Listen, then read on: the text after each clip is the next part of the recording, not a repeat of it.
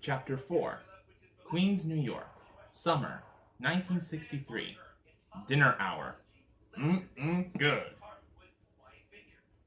To understand Donald Trump's view of America, it is instructive to know about his early environment and family history. It all starts with the family. All in the Family, Family Matters. Very funny TV shows. Highly recommend you watch them. Much of that takes place outside the protective enclave of Jamaica Estates. In fact, one of Trump's roots extends all the way to the Klondike. What would you do for a Klondike bar? I can have fun too, you know. In 1885, 16-year-old Friedrich Trump sails to America from Germany. Young Friedrich, having a hard time pronouncing the name? Yeah. Young Friedrich has had a tough life. At age 8, his father died, leaving the Trump family deeply in debt. Friedrich's mother literally could not support her 6 children, so she sent him to a nearby town to apprentice with a barber. Friedrich hated it, saved some of his meager earnings, and eventually booked passage on a ship in order to live with his sister in New York City. That's how my family came to New York City. There he stayed for 6 years, but barbering did not cut it for young Friedrich. So, in 1891, he moved west to seek his fortune. The German immigrant was now 22 years old and wound up in the Wild West town of Seattle. Have your guns ready, because it's going to be a draw. Where he purchased a share in a restaurant. The establishment was called the Poodle Dog and was located in the middle of Seattle's notorious red light district. Here the situation gets murky. Some believe the Poodle Dog provided rooms for prostitutes. Uh-oh, scandal. Don't believe everything you see or read. But there is no direct proof of that. Exactly, there's no evidence. Anyway, Friedrich Trump made a pile of money in Washington State, which had just entered the Union. Then, opportunity presented itself in the Yukon. In the late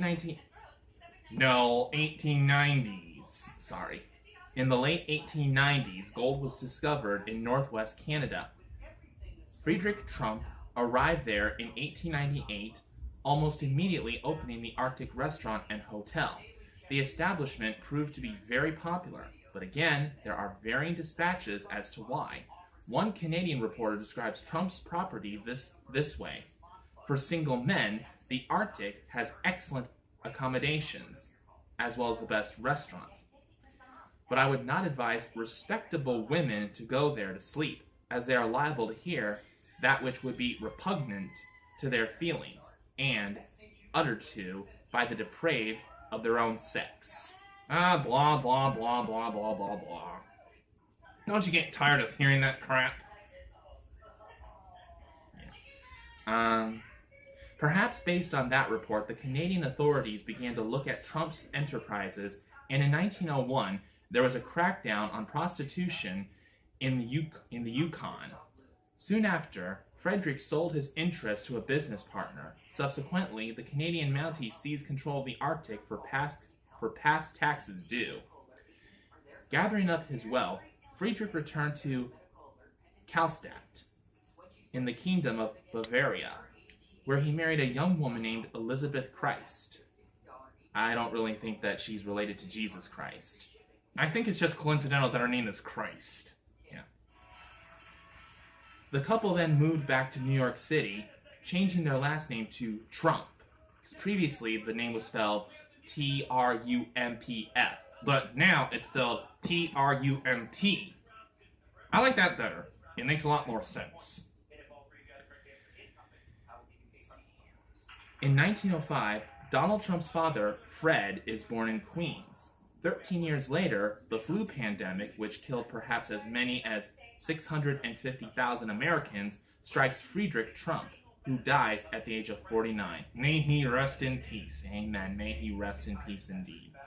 In his will, Friedrich leaves his wife and family $31,640, the equivalent of $919,000 today. That's a lot of bread.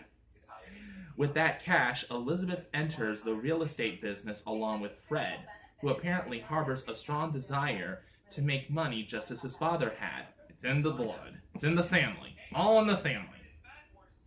Thus, the Trump business dynasty is born. This is where it all began. All in the family. From the beginning, the operation was a tight circle. With his mother signing checks, Fred Trump built mostly small, sturdy homes, then sold them to people of white European descent. That does not mean that we're racist. Right. Fred also joined local organizations that disdained outsiders.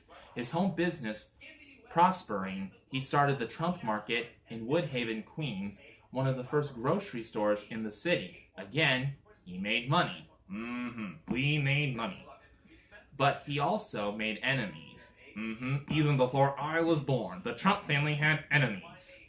In 1927, when he was 21 years old and single, Fred was arrested at an anti-Catholic march in Jamaica. Members of the Ku Klux Klan were also taken into custody. Some reports had Fred Trump in KKK regalia, but the situation is unclear. At the time, many New York City police officers were Irish Catholics, and they had no use for the crew with whom Fred Trump associated. It was estimated that more than 30,000 Ku Klux Klan members lived in the New York City area at that time. I see. 30,000. More than 30,000.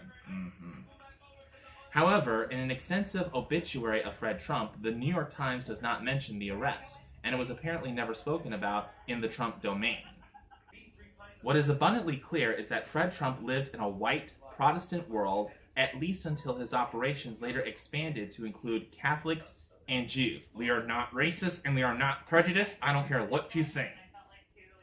But Fred's business life was largely kept from his family. Today, his father's early activities are not a favorite topic for President Trump. No, I don't like to talk about it. Did you know about the Klan thing when you were a very young man? I asked. No. You never knew about it. I never knew about it. I don't think it's true, by the way. There were reports that he was in a group involved with an anti-Catholic demonstration, that he was involved. Did he ever raise religion or Catholics with you? No. He wouldn't have done against any of that.